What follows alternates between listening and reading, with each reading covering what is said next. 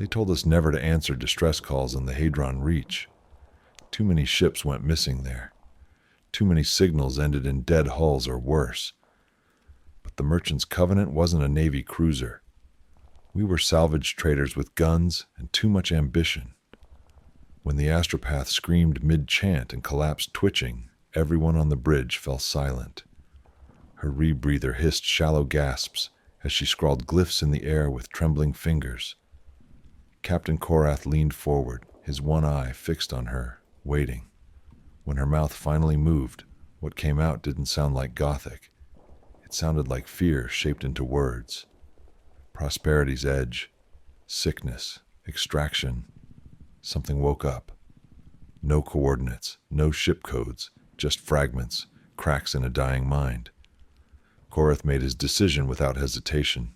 "Prep boarding," he growled. "Cassian, your lead." I didn't argue. I just nodded, checked my last pistol, and tried to ignore the way the flickering lumen strips above us dimmed further, as if protesting the order. By the time I reached the shuttle bay, Kind was already there, organizing armsmen. The man moved like a predator in armor. Quiet, efficient, dangerous. Beside him, tech-adept Zarian ran diagnostics on our void suits, his mechadendrites twitching like restless fingers. Our boarding shuttle launched 20 minutes later, through the viewport. I could see the silhouette of Prosperity's edge spinning slowly against the asteroid belt. Its hull was marred by long gouges, not straight but curving like claws dragged through wax. Its running lights were dead. No beacons, no response. Just a dark bulk drifting through void. We docked with difficulty. The ship's gravity was flickering, making the alignment erratic. When we forced the seal on the primary airlock, the reek hit me, through my rebreather like rot filtered through iron. It wasn't just death, it was wrong. Inside, the corridors were dark. Emergency lighting flickered in red tones, casting long, stuttering shadows that didn't always match our movement. The walls were wet, not with water, not with blood, but something thicker, viscous. The armsmen stepped in tighter behind us, laser guns raised, safeties off. We moved in silence. Every footfall felt like it echoed too far. Kind took point, muttering brief commands over Vox, checking each corner with his hellgun. We reached the crew quarters first. Doors were jammed. One had melted around the frame. When we finally forced it open, I saw the first sign that something was horribly, irreversibly wrong. A man, what had once been a man, lay sprawled across the bunk. His body was inside out. Organs on the outside, skin folded inward, bones intact, joints still articulated but reversed. No sign of struggle, no signs of restraint, just impossibility. Zarian scanned it. "No known biological explanation," he said flatly. His voice always sounded like rust on steel, but even he seemed shaken. Further in, the galley looked like someone had been cooking mid-panic. Food scattered, some half-digested, then regurgitated, in piles. Deliberate, ordered, not random. One of the armsmen whispered something over Vox. I caught only, "Shadows don't move right." He wasn't wrong. As we pressed deeper, Keen signaled halt. A corridor up ahead shimmered, not visibly, but in the mind. You looked down it, and something in your head bent. Zarian's scanners glitched when pointed that way. Static erupted, then silence. We turned left instead. That's when we found the first signs of the excavation. Portable Auspex rigs. Analysis cogitators running endless code loops. The air grew colder, even though readings remained stable. Then I saw it. The thing. The reason they called for help. It floated at the center of the hold, roughly 3 meters wide, pulsing, crystalline, alive.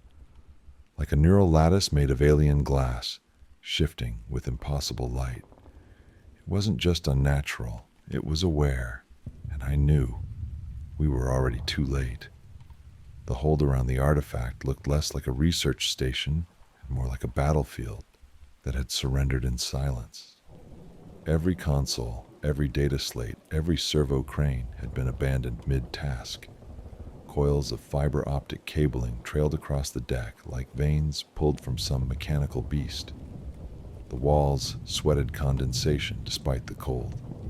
A red lumen pulsed overhead, casting the whole chamber in the hue of fresh blood. Zarion stood closest to the structure, his scanners trembling in his hands. "This lattice isn't passive," he muttered. "It's feeding, not physically, cognitively." Kine looked at me. "Explain." "It's thinking," Zarion said, "and something is thinking back." I tightened my grip on the chainsword. Around us, the artifact's glow shifted, more frantic now, faster pulses, deeper color. It wasn't random. It was reacting.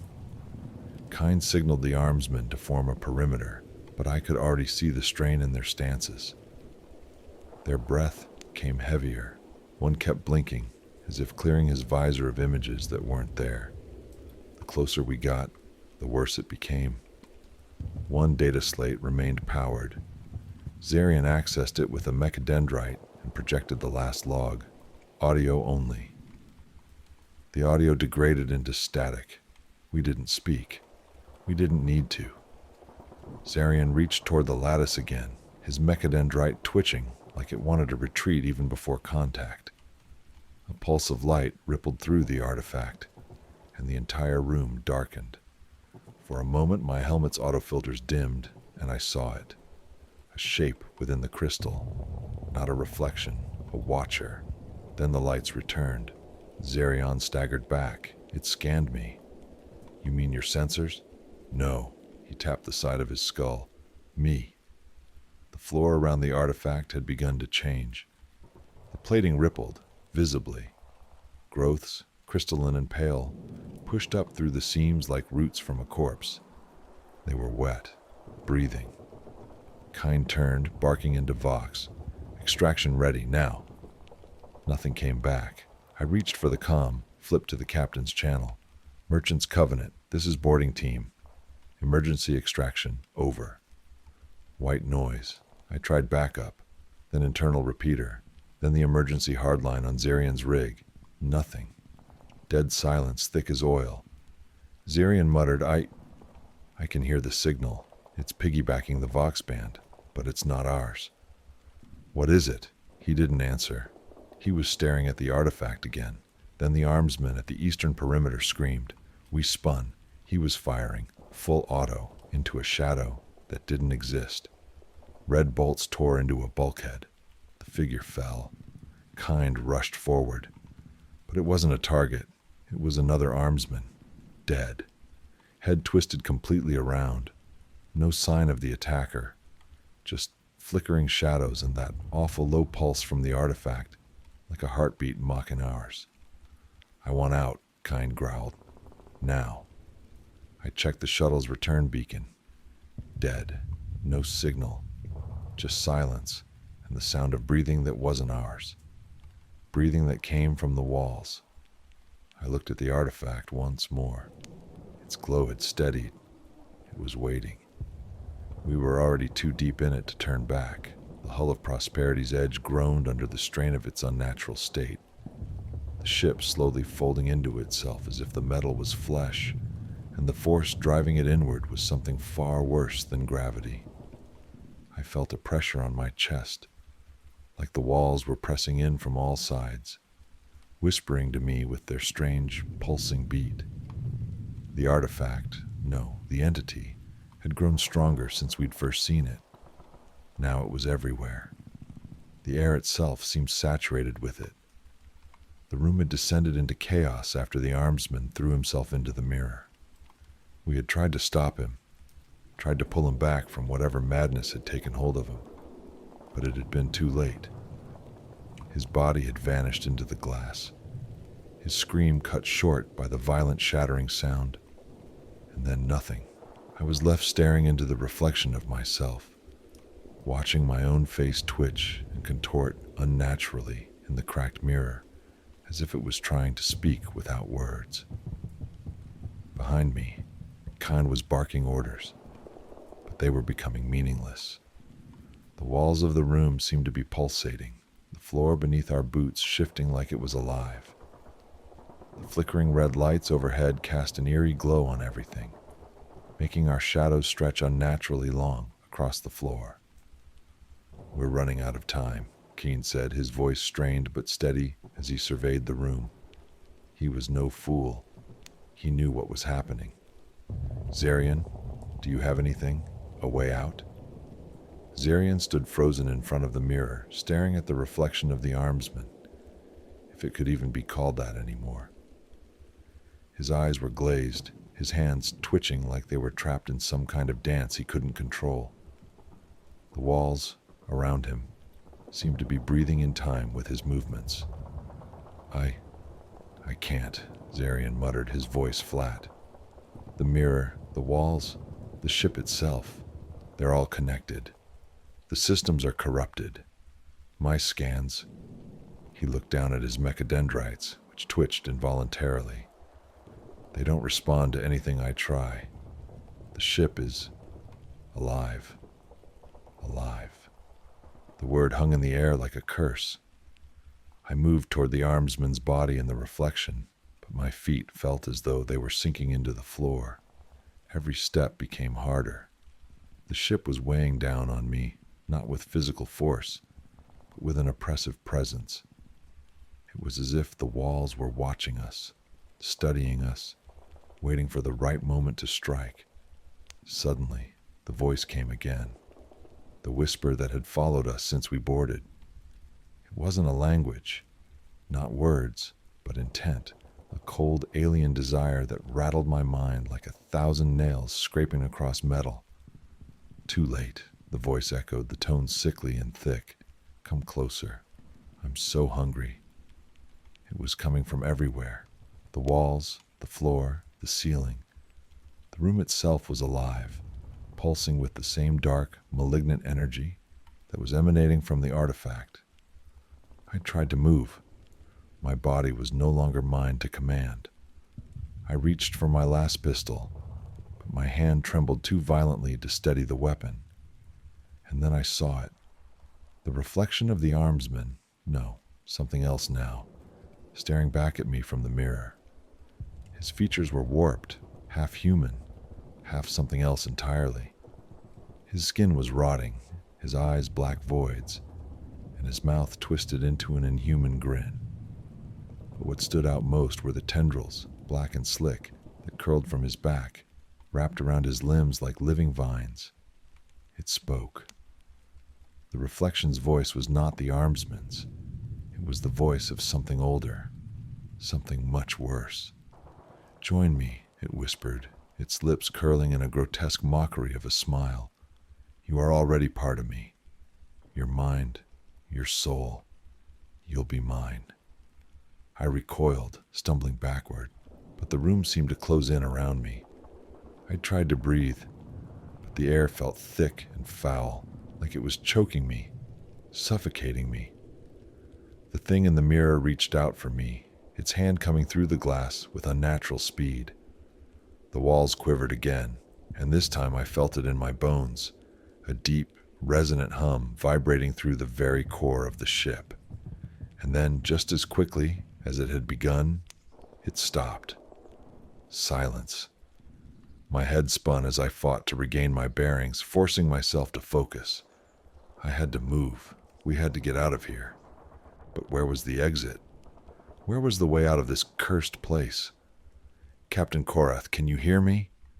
Kine's voice came over Vox. His tone was strained but sharp. "Where are you?" I glanced up, disoriented. I was still in the same room, the same hellish place, surrounded by rotting walls and flickering lights. But the reflection in the mirror, it was gone. The armsman's twisted form had disappeared, leaving behind only the cracked surface of the glass. Zarian looked over at me. His face was pale, his eyes wide and unfocused. I think I understand now," he said softly. "The ship, The artifact. They're not just manipulating the environment. They're feeding off us, off our fear, our minds. The realization hit me like a punch to the gut.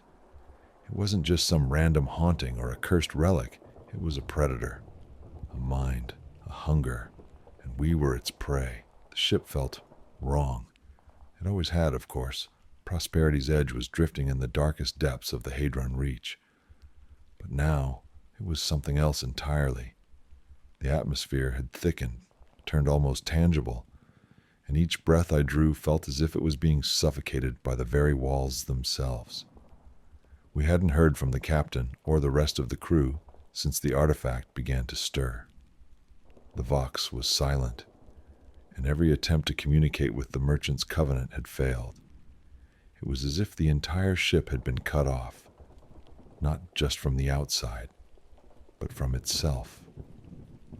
"Where is everyone?" I muttered aloud, though I already knew the answer.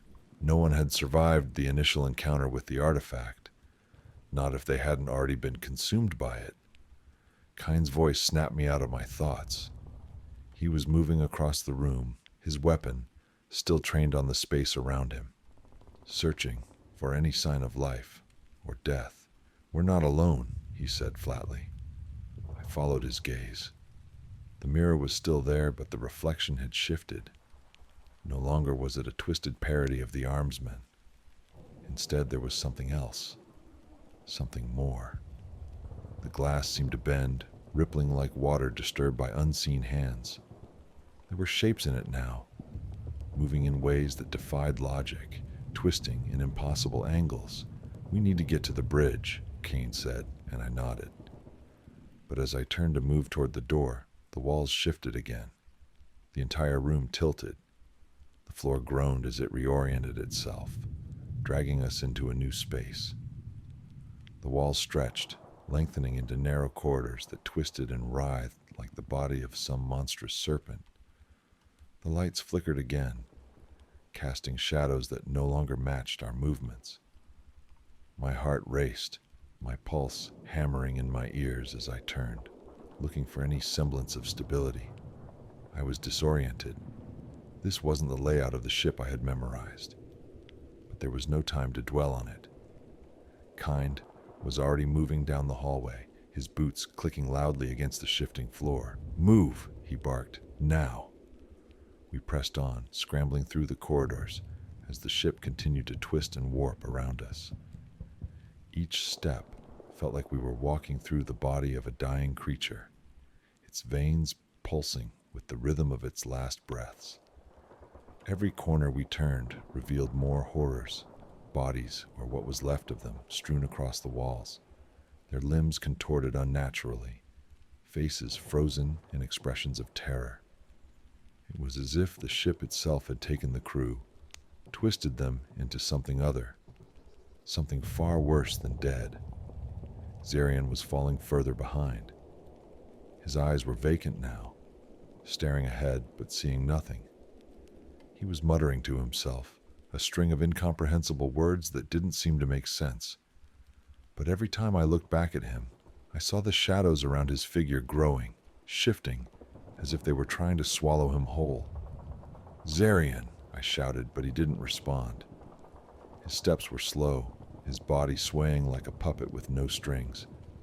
The walls pulsed again, this time with a violent force. The entire structure groaned as though it was screaming. I could feel the vibrations in my bones. "Move!" Kyne's voice was sharp, demanding. "We don't have time to lose." I grabbed Zarian by the arm and pulled him forward, but the moment I touched him, the floor beneath us seemed to breathe. It was like the ship had opened its mouth to swallow us whole. We were plunged into a sudden, suffocating darkness. I tried to keep my bearings, but the darkness was too thick. It pressed in on all sides, bending the light until everything was a blur of shapes and shadows. I could hear Zarian's voice, faint and broken, whispering through the dark, It's here." Before I could respond, the lights flickered again, and I saw it. A shape, hanging in the air ahead of us. It was massive, too big to be contained in any normal space. It was an abstract, shifting thing. Its form was made of darkness and light, twisted together in impossible ways. It seemed to pulse and flicker like a dying star, moving with intent, watching us with cold, calculating eyes. The shadows surrounding it seemed to coil tighter, as though the walls themselves were trying to feed. "Everyone stop," Kine barked, his voice cutting through the tension. We halted instantly, weapons drawn, our gazes fixed on the thing hanging before us. The artifact. It had grown. The lattice of crystalline energy had stretched and expanded, now encasing the entire corridor ahead of us. Pulses of light rippled through it, more violent now. And within that lattice, I could see shapes moving. Living shapes. Ghostly figures, half-formed and indistinct, writhing and twisting as though they were trapped within the glass. I could feel their presence, their hunger. "We need to get through," Keen said, more to himself than to us. "There's no way around it." I felt a rising panic in my chest. This wasn't the same artifact we had seen before. This was something different. It had grown. It was more aware, more alive. The walls groaned again, louder this time, a deep, unsettling sound that made my skin crawl. "I think it's calling to us," Zarion muttered, his voice hoarse. "It's trying to communicate." "Not if I can help it," Kine snapped, raising his weapon. He fired a shot at the lattice. The bolt hit it with a resonating crack, but instead of shattering, the crystal seemed to absorb the impact, twisting and shifting to absorb the energy. The light it emitted pulsed faster, more violently, as though it had tasted something it liked. "Run!" Kine shouted. We turned and sprinted down the corridor, our feet pounding against the shifting floor, but I could still feel it behind us. The thing, the artifact. It wasn't just in the walls anymore. It was in us, in our minds. We ran. The ship twisted beneath our feet, its walls groaning and shifting like a living thing. Each step I took felt heavier, as if the very floor was pulling me down, urging me to stop, to submit. The lights flickered sporadically, casting long, distorted shadows that seemed to move on their own. There was no escape from this place. Behind me, Zarion was still muttering, his words broken and frantic. I couldn't understand him, but I didn't need to. I could see the look in his eyes, vacant, distant, lost. He wasn't just scared, he was fading. The ship had already started to take him, to twist his mind like it had done to so many others. Whatever it was, it had learned how to reach inside us, deep into our psyches, and pull out our worst fears, our darkest thoughts, and feed on them. And it was hungry. We reached the junction ahead, but the hallway ahead of us had collapsed. The ceiling had buckled inwards, the metal warped and twisted like a crushed can. Beyond the debris, I could see the flickering lights of the bridge just a few hundred meters away. We could make it, but the way was blocked. "Damn it," Kine muttered under his breath. His grip tightened on his hell gun, but he didn't shoot. Not yet. He was looking for another way. I checked my last pistol again. It was loaded. It felt reassuring in my hands, even though I knew it was useless against whatever was haunting this ship. The walls were still pulsating. The shadows were growing longer, more jagged, as though the very space around us was shifting.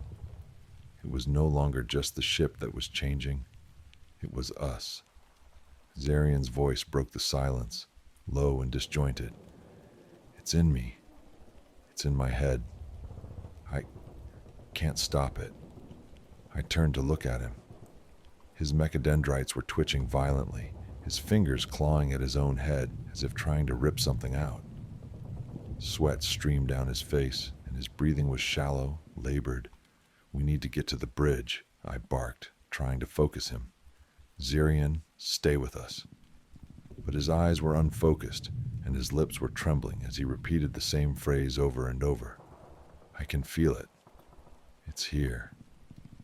I didn't wait for him to say anything more. We didn't have the luxury of time. We had to get moving. If we stayed here any longer, we'd become just another part of the ship, a mindless cog in whatever twisted thing this place had become. Kind led the way through the debris, his movements fluid and precise as he picked a path through the twisted metal. I followed closely behind, my senses on high alert. Every step felt as if the walls were watching us, waiting for the perfect moment to strike. It knew we were coming. It knew we were close. The deeper we moved into the ship, the more intense the whispers became. They grew louder in my mind, like 1,000 voices speaking at once.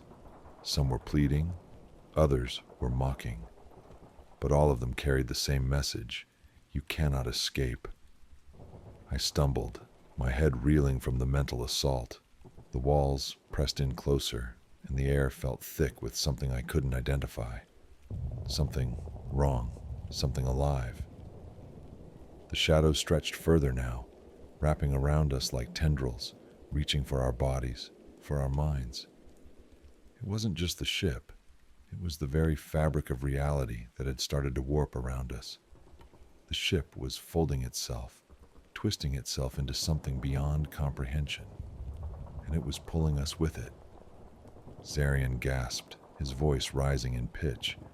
I can hear it. It's in the walls. It's speaking to me. Focus, Zarian, Kind snapped, turning sharply. We're almost there. I didn't look back at Zarian. I couldn't. If I did, I knew I'd lose my resolve. We had to make it to the bridge. We had to see what was happening to the captain, to the rest of the crew. We reached the last stretch of the corridor, and that's when it happened. The walls opened up. Not in the way a door opens, but in a more grotesque, unnatural way. The metal split down the middle, as if something had reached inside and pulled it apart. Through the opening, I could see the flickering lights of the bridge just beyond the gap. But there was something else. A shape. A figure standing at the edge of the doorway. I raised my last pistol instinctively, but before I could fire, the figure stepped forward into the light. It wasn't human. At first I thought it was some twisted, rotting corpse, a thing that had once been a man but had been reshaped by the hunger of the ship. But then I saw its eyes, glowing with an unholy light, its skin stretched thin over a skeletal frame. It was watching us. Its mouth opened, a terrible, guttural voice emanating from its lips, though the words didn't make sense. It wasn't speaking in Gothic or any language I recognized. It was something far older, far darker. The hunger. It calls, it whispered, its voice low and raspy, vibrating with something deep and primal. You are mine. The figure moved, stepping into the corridor, its limbs stretching unnaturally, joints cracking and popping. It was wrong in every way, a nightmare made flesh. But the worst part was the eyes, those glowing, empty eyes, staring into my soul. I pulled the trigger. The las bolt tore through the air, but the figure didn't flinch. The shot passed right through it, as though it wasn't even there. And then it smiled. It smiled, and I knew. I knew what we were dealing with. This wasn't just some artifact. This wasn't some cursed relic. This was an entity, a force beyond anything we could understand, using the ship as its vessel. It was not a thing to be fought. It was a thing to be consumed by. Kill it, I shouted, but my voice felt weak, as if the walls were choking it out. Kind opened fire, his hellgun spraying bursts of molten energy, but the figure didn't react. It didn't even seem to notice us. It just kept smiling, no, grinning, like it was savoring the moment. The whispers were getting louder. The walls began to pulse in time with the figure's movements, and then, just as suddenly as it had appeared, it vanished. No trace, no sign, just the ringing silence. "We need to go," Keen said, his voice tight. "Now." We turned to move, but the ship was already reacting. It had felt us, felt our presence, and it was hungry. The ship was no longer a place. It was a presence, a consciousness, a living, breathing thing that pulsed and throbbed with a hunger we could never hope to satiate. The corridors around us continued to twist, and every turn led to more madness, more wrongness. We had to reach the bridge. But it wasn't just the physical distance that was the obstacle. The ship itself had become the barrier. It was alive, feeding off our fear, our confusion, bending reality to its will. Each step we took felt like we were sinking deeper into the mouth of some ancient beast, something that had been dormant for millennia, waiting for the right moment to awaken. Zarian's condition was deteriorating rapidly. He was no longer speaking coherently. His movements were jerky, spasmodic, like a puppet with tangled strings. His hands clawed at his face, his eyes bloodshot and wide, darting from side to side as if searching for something just beyond his reach. "I can feel it," he rasped, his voice trembling. "It's in me, inside me. It knows what I fear." Kine didn't respond. His focus was locked ahead, his grip on his hellgun steady. But I saw the flicker of doubt in his eyes. He was just as shaken as the rest of us, but he wasn't allowing himself to succumb to it. Not yet. We reached the bridge door. It was closed, but the door was twisted, warped. Another sign that the ship's nature had changed. The metal had been bent out of shape. The walls around it distorted, like the ship was trying to consume the very space we needed to pass through. Kind raised his hellgun and fired. The bolt struck the door, but instead of the usual explosion of sparks, it simply sunk into the metal, vanishing into the twisted structure as if it had been absorbed. The door didn't budge. "Damn it!" Kind shouted, frustration lacing his voice. He fired again, then another time, but still nothing. The shadows around us flickered, stretching longer, as if they were responding to the gunfire. The ship was angry, and I could feel it, a tremor running through the walls, a pulse of energy that shivered through the very air around us. "We're not getting through this way," I said, my voice low. Kind gritted his teeth, his breathing steady but sharp. He turned to Zarian, his expression hardening. "Can you do something?" Zarian barely acknowledged the question, his eyes staring into some unseen void.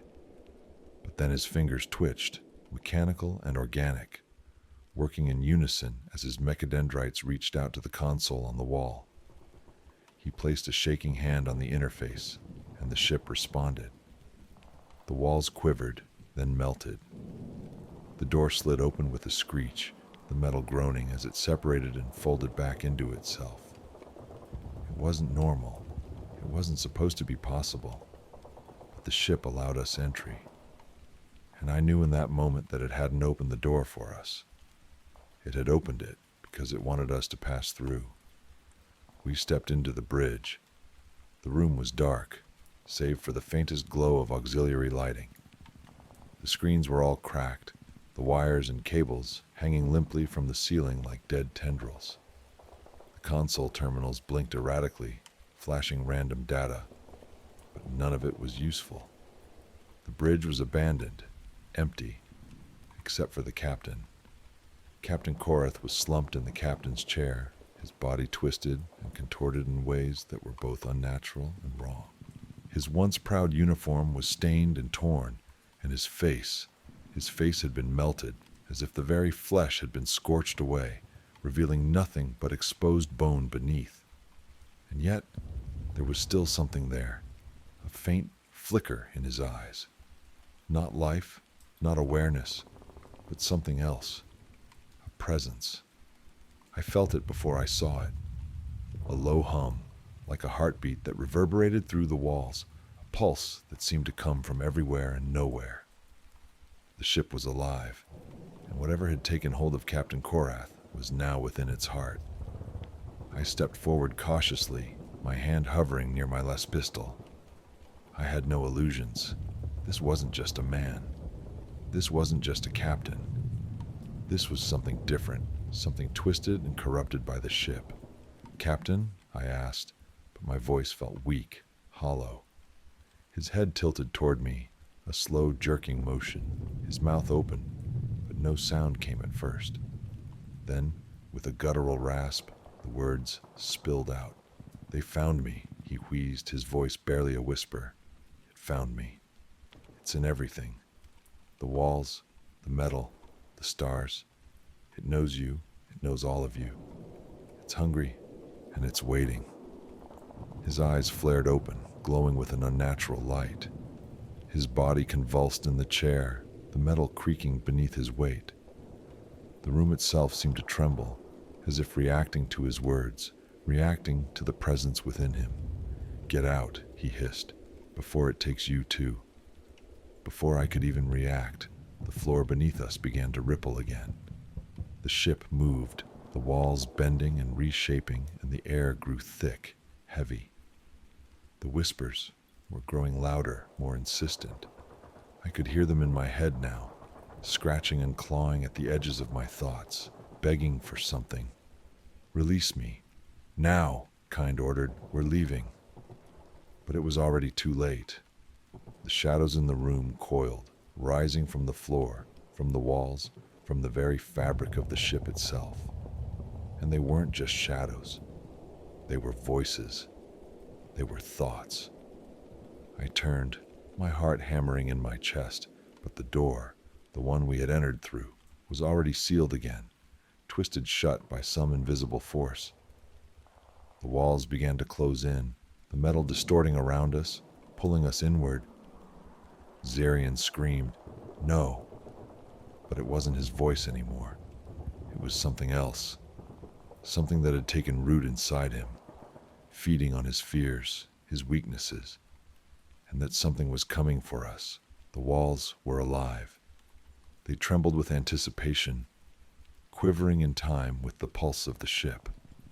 I could feel the floor beneath my feet warping and shifting, as if the very structure of the Prosperity's edge was reconfiguring itself to trap us, to smother us. My breath came in short, ragged bursts, the weight of the ship's presence pressing down on me. "It's inside us now," Zarian rasped, his voice distorted by panic. His eyes were wide, bloodshot, but there was something else in them now, nothing human. His lips curled into a smile, twisted and wrong. "We're all part of it now." Kane's hellgun was raised, but his gaze kept flickering between the walls and Zarian. His usual calm had been shattered, replaced by an edge of raw fear. "Shut the hell up, Zarian," he growled, but his voice lacked conviction. "We're getting out." I didn't argue. We had no time to argue. The room was closing in on us. The walls shifted like a living thing, the metal flowing and folding, reshaping themselves into a maze of jagged spires and twisted coils. The shadows, those ever-present shadows, slithered along the floor, following us, creeping across every surface with unnerving speed. They weren't just shadows. They were crawling thoughts, feeding on our fear, bending our perception. "Move," Kind barked. "The door's still open." But the door had changed. It wasn't the same portal we had entered through. The frame now writhed like a serpent, twisting and folding in on itself. The faint outline of the corridor outside was distorted, like looking through a warped lens. The walls bending into a spiraling vortex that seemed to swallow the light. Zarian let out a strangled laugh. "It's here. Don't you see? It's already here. It's everywhere." I grabbed him by the arm, jerking him away from the walls. His eyes flickered to me, but there was nothing human left in them, nothing but hunger, pure and insatiable. His lips parted, and I saw the darkness swirling in the depths of his gaze. "We have to get out now," I said, my voice tight, barely containing the terror that gripped my chest. Kind turned, his steps quick and sure, despite the madness pressing in on us from all sides. The others followed. We sprinted down the corridor, the walls bending as we moved, like we were running through a tunnel that was alive, pulling us deeper, squeezing us tighter. The ship wanted us. It wanted all of us. I reached for the Vox unit strapped to my chest, flicking the switch frantically. But there was nothing. No signal, no connection, just a constant gnawing static that filled my ears. Whatever had happened to the Prosperity's edge, it had swallowed the communication systems along with everything else. We were utterly cut off. "Captain," I whispered into the comm, but it was no use. There was no response. No one was coming to help. No one was left to help. The further we ran, the more the shadows twisted. They grew thicker, darker, as if feeding off our movements, feeding off our desperation.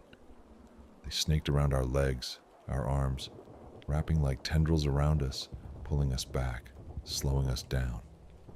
Kind reached the next junction first and ducked behind a bulkhead, peering around the corner. He motioned for us to follow. "We have to reach the shuttle bay," he said.